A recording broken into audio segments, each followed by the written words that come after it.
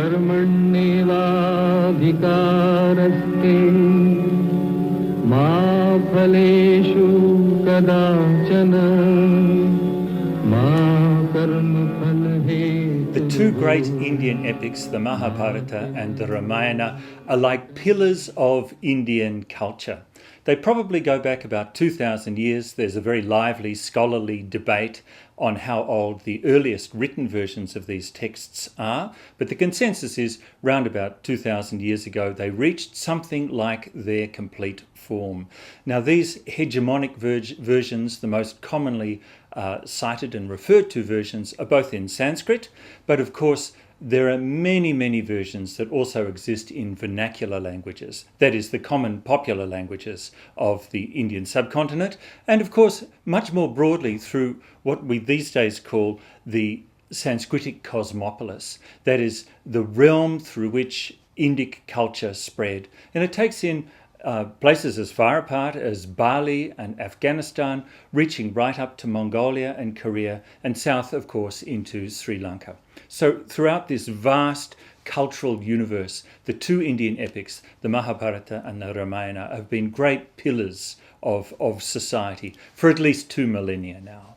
The themes, the heroes, the ideas that permeate the two epics are in many ways timeless, and I've always argued that that's what gives them their evergreen essence. This is what makes them always popular.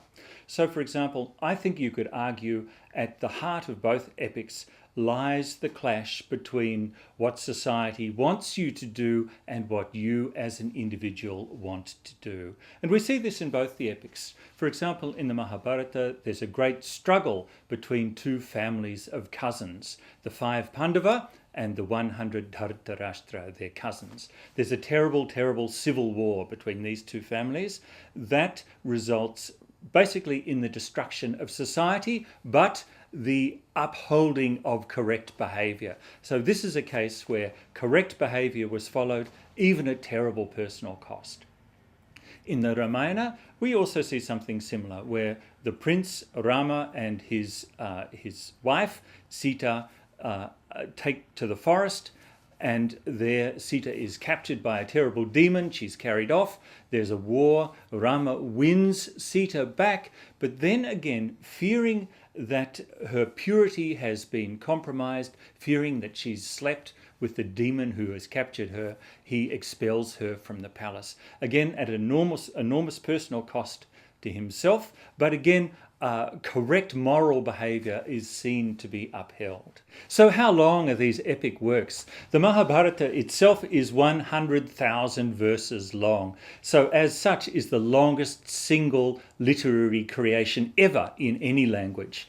Now in translation, this spreads to approximately 5,300 pages in English, which is longer than all 7 volumes of the Harry Potter series put end to end. These stories seem to permeate every aspect of Indic culture, be it song, dance, art, sculpture, poetry, literature. These themes resonate deeply throughout the societies where these stories have spread.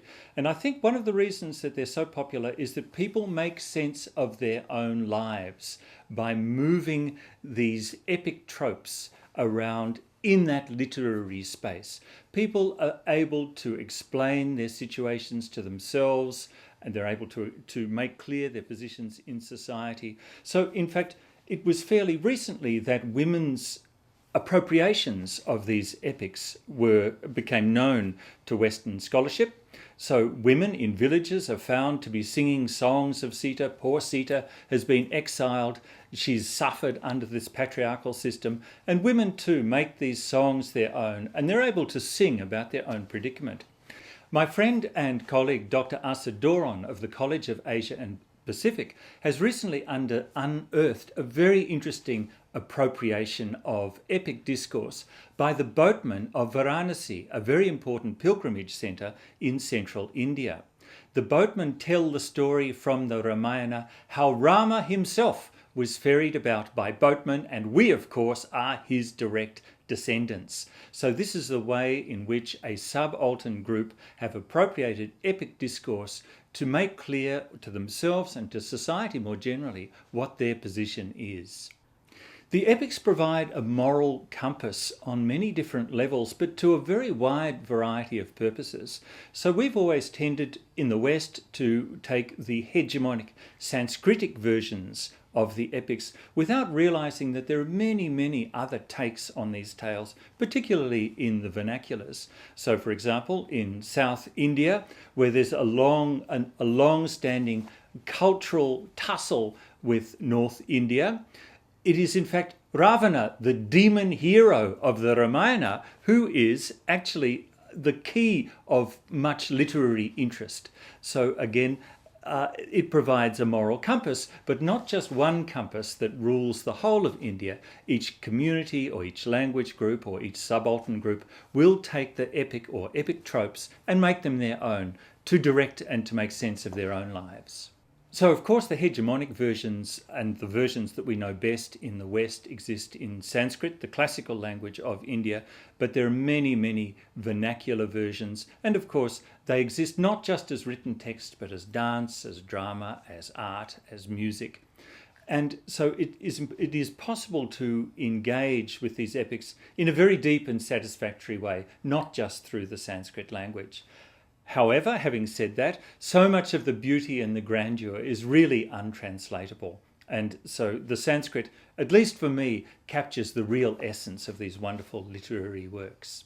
So what makes these epics such good stories? What is it that keeps them alive from one generation to another?